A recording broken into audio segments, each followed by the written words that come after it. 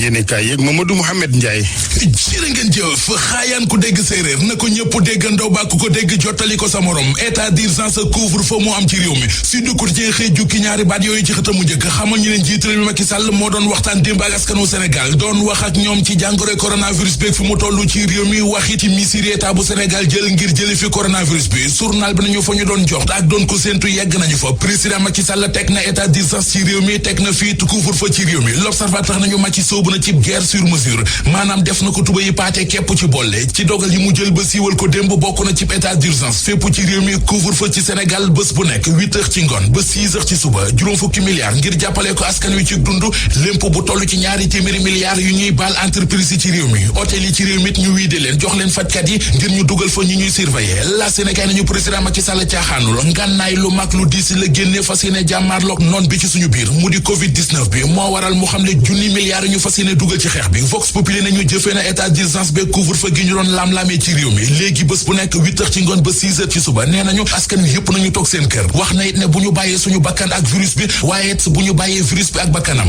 dogal yi mu jël ci xeex ak coronavirus bi moom président de la république Macky Sall ba siiwal ko démb ci ngoon ba muy wax ak askan wi le quotidien pajum Macky Sall la ko tuddee bokk na ci couvre-feu bés bu nekk 20 heures ba 6 heures du matin junni milliards yu ñuy jagleel Covid-19 la tribune gis ne guerre bu xeeñul mondial rek guerrantu lay doon guerre totale mooy li journal bi bind ci xëtamu njëkk président national di Macky Sall ci soleil national yéenekaay bi boole ko ki kàddu yi mu nangoo ci moom ci wax ji mu doon wax ak waa Sénégal démb l'heure est garaaw maanaam waxtu wi ñu toll doy na war askanu Sénégal la doon waxal lu wax joojeet mu di l'heure est garaaw moo nekk ci xët mu njëkk enquête yéenekaay source waa nañu dogal yooyee mu jël moom président Macky Sall bu ci boolewul aw yat li mu ci bëgg du ko ci amee faw dafay gàddu yat bi ngir di rëq ndigg ñi nga xam ne dara safu leen ndax ci réew mi dafa am ñoo xam ne dañu dëgër bopp lu nit teg ñu teggi ko libération mel ne ku nan ko foofee na ci sam xel dal tolérance zéro mooy am maanaam duñu baale dara ne démb ca ndajam conseil de sécurité ma président Macky Sall santaane na ne képp ku teggi li ñu tekk nañu la teg loxo ci jamono joojee l'observateur nee nañu loxo dematina gémmiñ ubbil yéenekaay bi jàngoroy coronavirus bi mi ngi bëgg a mel ne fitt gu mbër sànne ci mim réew ma ngay law kaaya ma ngay gën di yokk ne waa ministère de la santé xayma nañu ci réew mi juróom-ñaar fukki doomi aadama ak benn yu ko amee